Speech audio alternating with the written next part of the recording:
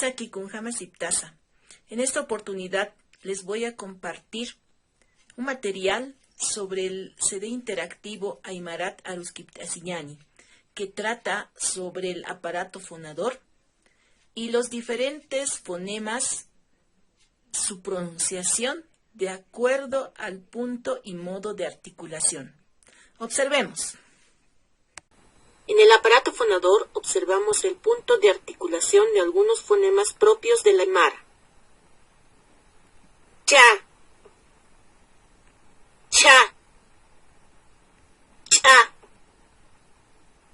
ka, ka, ka, ka, ka, ka, ja, ta, ta, ta, pa, pa, pa. Hemos podido observar la pronunciación de acuerdo al modo y punto de articulación. Bueno, también veremos algunos aspectos como cuántas vocales tiene el aymara, cómo es la acentuación, sobre las consonantes, sobre los signos de interrogación, si tiene o no.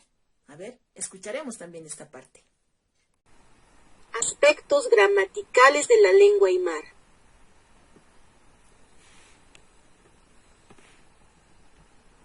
El aymara tiene 3 vocales: la vocal alta anterior I, la alta posterior U y la baja central A. Las palabras aymaras llevan el acento prosódico en la penúltima sílaba, es decir, tienen acento grave. Por ejemplo, eq.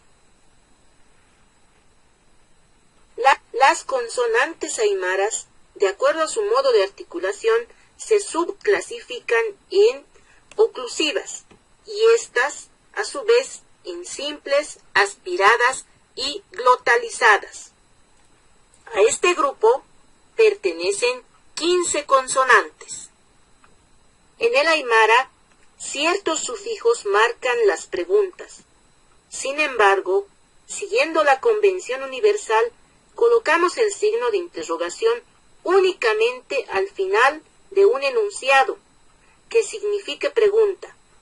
Por ejemplo, kunasa, pisiti. Bueno, acabamos de escuchar un poco de las características fonológicas y lingüísticas de la lengua aymara. En otra oportunidad les estaremos compartiendo un poco más del contenido del CD interactivo. Hasta la próxima.